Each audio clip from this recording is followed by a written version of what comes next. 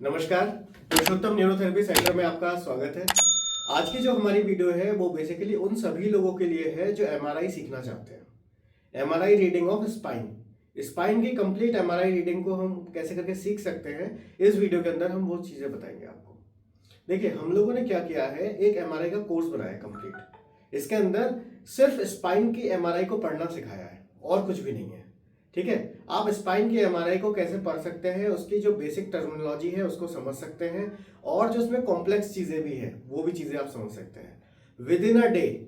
आप सारी चीजें एक बार पढ़िएगा, सारी चीजें वीडियो देखिएगा, आप देखेंगे एक ही दिन के अंदर, उसके अंदर जितनी वीडियो है अगर आप एक ही दिन में देख लेते हैं तो विद इन अ डे आप एमआरआई को पढ़ना सीख सकते हैं। बहुत सिंपल तरीके से आपको बताया है, क्योंकि इसमें होता क्या है, स्पाइन के अंदर कुछ की टर्मिनोलॉजीज होती है, जैसे most important 20 terms of spine हम लोगों ने उसमें कवर किया है। और उसके अंदर हमने क्या करा है, वो सारी चीजें आपको बताई है जो आपको पता होनी चाहिए एक एमआरआई को पढ़ने के लिए। जैसे कई बार लिखा रहता है diffuse disc bulge, postero central diffuse disc bulge लिखा हुआ है सपोज करिए। अब पोस्टेरो सेंट्रल का मतलब क्या हुआ, डिफ्यूज डिस्क का मतलब क्या हुआ। कई बार लिखा रहता है L4 L5 sequestration, disc sequestration, तो सीक्वेस्ट्रेशन का मतलब क्या हुआ। इसका फायदा ये भी होगा कि कौन सा केस लेना है, कौन सा केस नहीं लेना है, ये भी आपको समझ में आ जाएगा।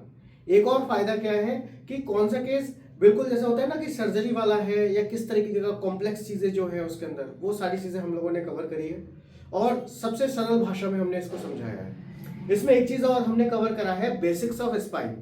स्पाइन के जो बेसिक्स हैं वो आपको बताया है।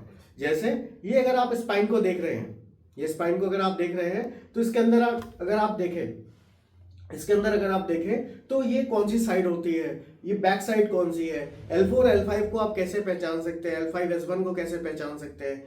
और ये उन सभी के लिए सबसे ज्यादा फायदा होगा जो लोग क्लिनिकल प्रैक्टिस करते हैं। अगर आप एक डॉक्टर है, अगर आप एक फिजियोथेरेपिस्ट है, न्यूरोथेरेपिस्ट है, या किसी भी तरीके की अल्टरनेटिव थेरेपी आप प्रैक्टिस कर रहे हैं और आप स्ट्रगल करते हैं कि भाई रिपोर्ट लेकर आए लेकिन रिपोर्ट पढ़ा नहीं जा रहा है, आप गूगल कर रहे हैं, इसमें फायदा क्या रहेगा, आपको पेशेंट को डायग्नोसिस करने में भी ये चीज बहुत ज्यादा मदद करेगी। उसको किस तरीके से समझाना है, अगर किसी को सपोज करिए कि डिस्क हर्निएशन हुआ है तो इसका मतलब क्या हुआ, डिस्क हर्निएशन का मतलब क्या हुआ, आप जब उसको समझा दोगे तो वो आपसे ट्रीटमेंट भी लेगा।